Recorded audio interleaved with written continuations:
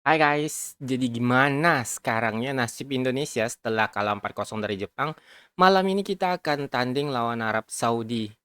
Em, Berat ya guys sebenarnya.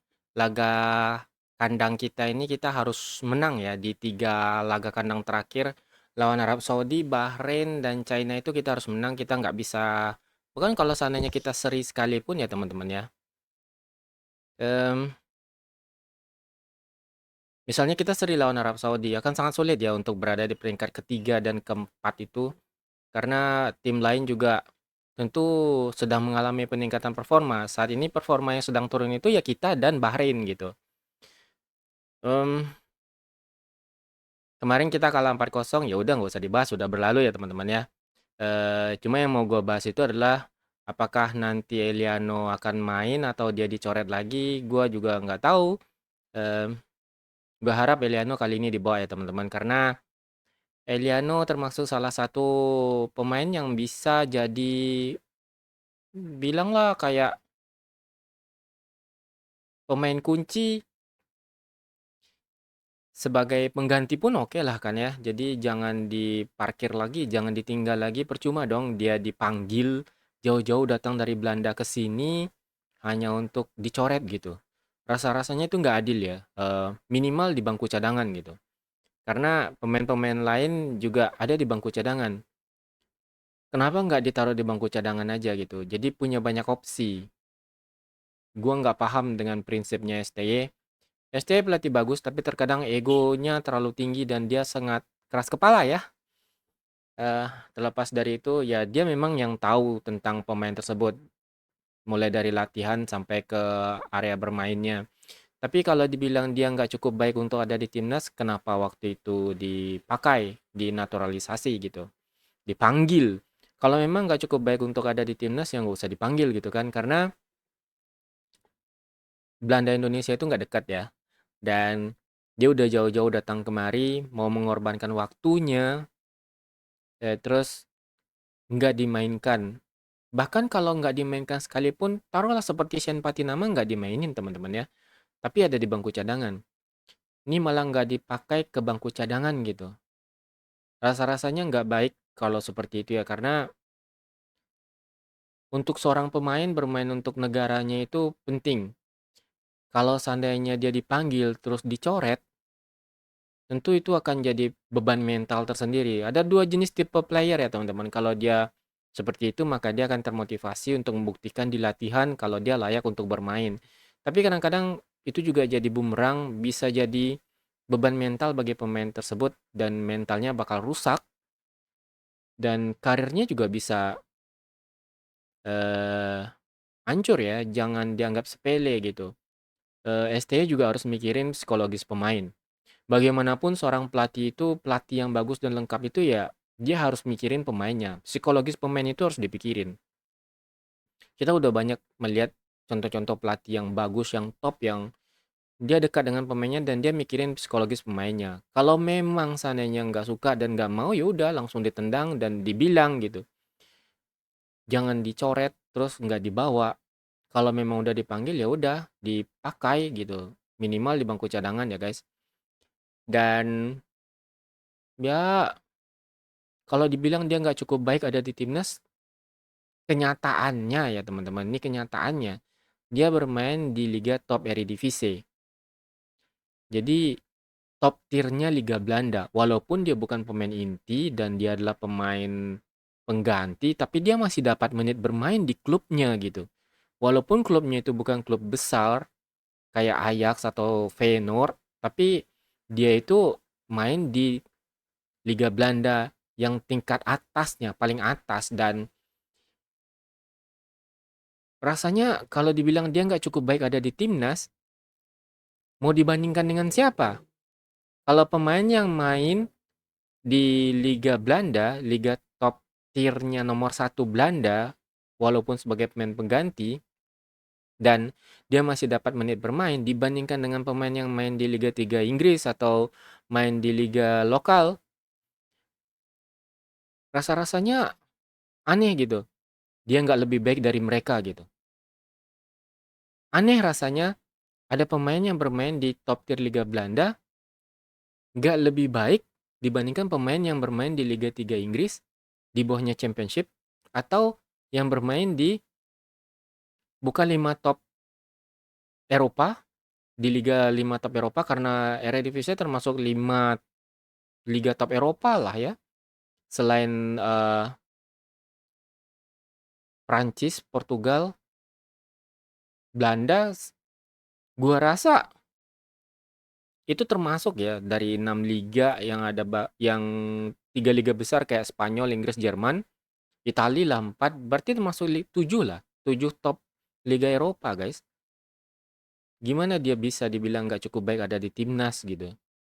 Jadi gua harap dia nggak diparkir lagi, dipakai tenaganya karena memang itu gunanya dia ada di sana. Kalau untuk formasi ya kita nggak usah ngomongin formasi lagi ya, guys. Karena gue ngerasa udah ketebak lah formasi STY. Antara dia pakai 3-4-3 atau 5-2-3. Hanya seperti itu. 3-4-3-nya itu sebenarnya 5-2-3 teman-teman ya. Em, itu terlihat lawan Jepang 5-2-3. Dan gue udah bilang berkali-kali juga. Ya gue bukan pelatih, gue bukan pemain. Tapi sedikit banyaknya gue lumayan paham lah ya. Lu kalau lu nggak bisa menangin lini tengah, lu gimana mau main bola gitu? Gimana caranya lu mau main bola kalau lu nggak bisa menangin lini tengah? Bahkan total football sekalipun yang memanfaatkan lebar lapangan, itu tetap harus menangin lini tengah. Bedanya adalah cara bermain mereka memanfaatkan lebar lapangan gitu, total football. Tapi kalau rasa-rasanya dengan dua gelandang kita kalah, gue nggak ngerti kenapa ST nggak pernah mau pakai tiga gelandang, kayak 5-3-2 gitu. Kalau 4-3-3 mungkin terlalu riskan ya karena permainan kita itu memang tipenya bukan tipe dari awal menyerang ya.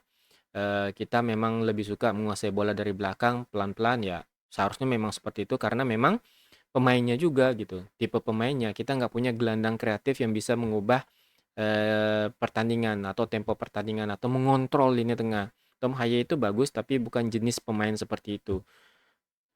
Ya bisa dibilang bukan jenis-jenis pemain seperti Zidane ya, karena itu susah dicari. Jadi gue harap kali ini Eliano main, dia bisa dipasang di midfield sebagus-bagusnya. Bisa dipasang jadi winger, jangan dipasang jadi wingback walaupun di klubnya dipasang kayak gitu, tapi itu hanya peran pengganti. Kalau dia mau dipakai untuk jangka panjang, gue ngerasa jadiin dia sebagai midfielder atau jadiin dia sebagai winger atau penggantinya striker gitu. Kayak misalnya strike udah buntu, ya udah masukin Eliano gitu. Nggak perlu repot-repot nyari pengganti yang sepadan lagi karena memang gua rasa hampir sama aja gitu. Ini sorry tuh saya ya, Strike aja tersingkir sampai ke Australia. Eliano masih di Belanda gitu. Ya, Strike itu udah tersingkir sampai ke Italia.